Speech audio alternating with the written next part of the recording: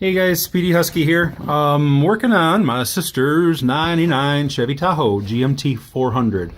And many of you guys have had the same problem as I have with the torsion bar keys not coming out and trying to get them out of the truck. Well, you can see I got mine out of the front of the truck, but I couldn't get them out of the back, which for what I'm doing is okay. I'm going to show you a couple things real quick because I'm doing multiple things on this truck. What supports the cross member for the torsion bars and torsion keys is a little bushing, almost looks like a little mini connecting rod, if you will. Actually goes like this. See the out symbol? That goes to the out of the vehicle, and it nestles in this bracket like this, and then this lower half sits inside of here and bolts in, and that essentially just kind of lets it float.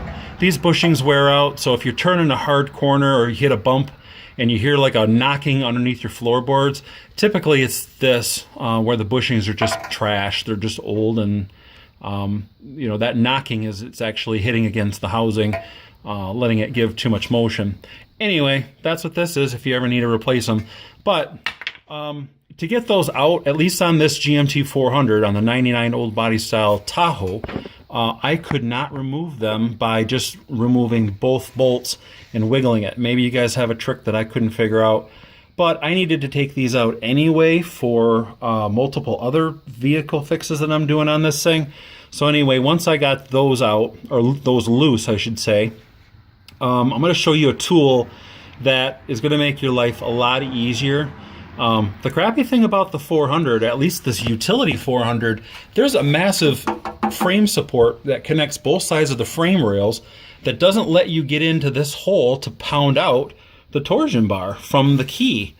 So I had to improvise. So anyway, the reason why I'm working on this guy, this truck, is you can see that it says 310. That means this fuel filter hasn't been changed since 2010. Long time ago.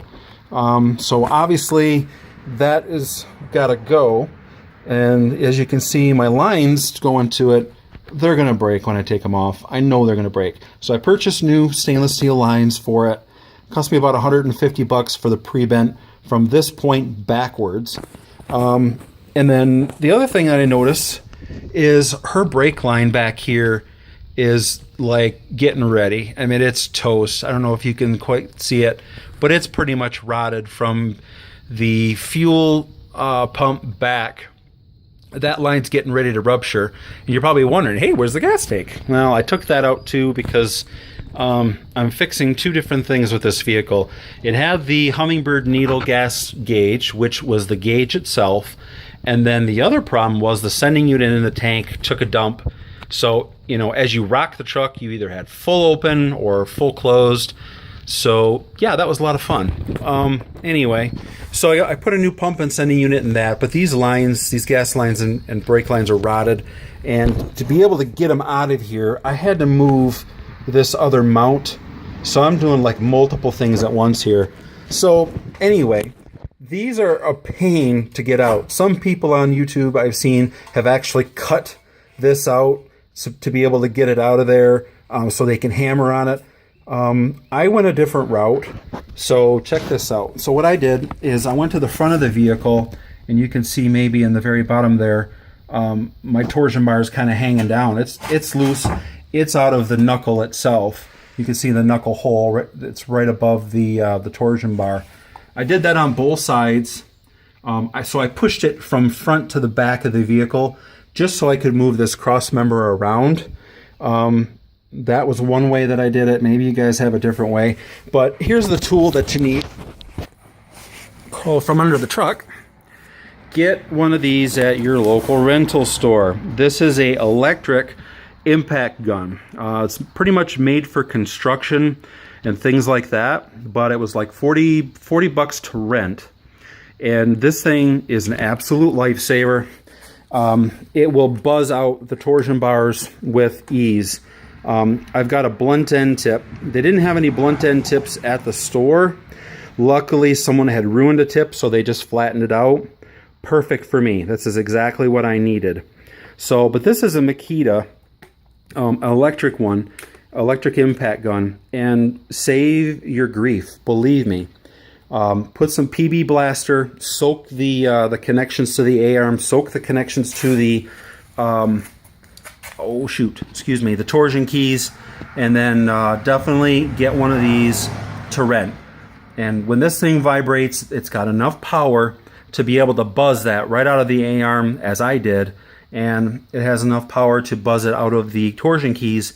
If you have like an 800 like mine, you can get to the back of the torsion key to be able to buzz them forward. That's not a problem. But on this GMT 400 utility, I don't know. There was the frame support, so I was kind of hosed. I had to go front to back. Then for curiosity, let me see if there's a model number on here. In case you go shopping. Nah, there's not. Darn it. So, here we go. So this one is one of these. 4003 HR 4013 5202 5212. It's essentially a rotary hammer. They had several at Home Depot that I could have rented, but this was the easiest. Well, this is like the middle-sized one, and I asked them for a 1/2 inch hole. This is a little bit, about a 1/2 inch or a little bit smaller, so it was perfect. It would work great to do to push them from back to front to get your keys out, or front to back to get the mess that I had. So anyway, hopefully that helps somebody. Do yourself a favor, spend the 40 bucks, rent one of these, and you'll have those things done in a quick hurry. And this is a Michigan truck, so there was a lot of rust on it. So anyway, see you guys later. See you at the next project.